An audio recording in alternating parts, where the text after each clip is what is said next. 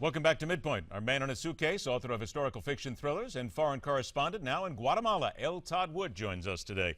Todd, the news came out overnight that up to 34 million blank green cards and work permits have been ordered ahead of this illegal immigrant amnesty from the Obama administration. I was wondering if that news about the millions of green cards had filtered yet down to Guatemala and if there was any reaction.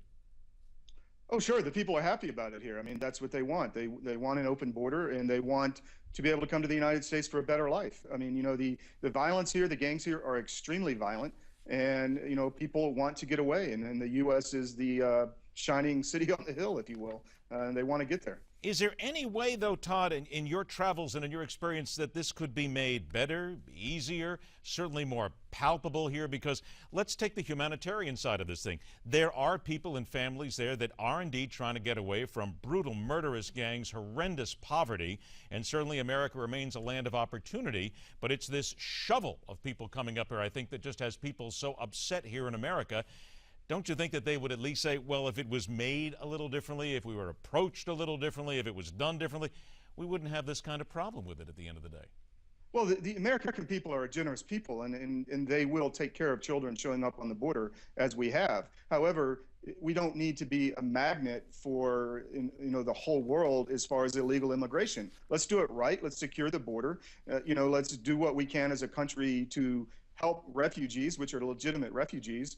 But the fact that we are, really just allowing not just viruses and medical issues across the border, but, terrorists, gangsters. I mean, these people are extremely violent. Down here, they haven't, morphed into the more sophisticated gangs where they only use extreme violence from time to time, like some of the other immigrant populations in the U.S. These people, the more violent, the more brutal the crime, the more power they assume. And that's what these people are trying to get away from.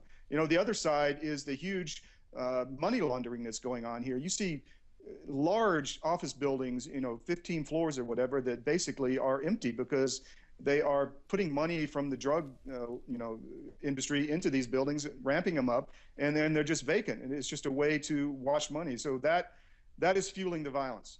All right. Todd, we understand that you continue your trip around the world, if you will. Wherever you land next, I'm sure we'll manage to find where you are, and we'll, of course, manage to bring something to the fore there, because everybody looks to America these days, no matter where they are. Stay safe, my friend. We'll talk to you soon.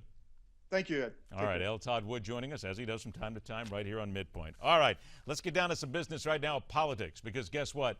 Oh, the midterms, 2 weeks, here they come, just barrel rolling right at us. The coming battles in states such as in Colorado. We have discussed over the last few weeks, and just a couple of minutes ago, we discussed what's happening there with regard to the marijuana issue.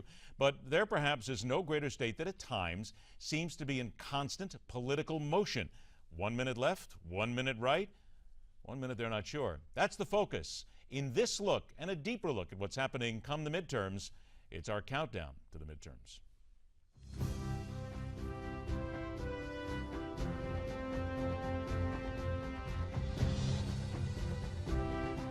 Seat safety.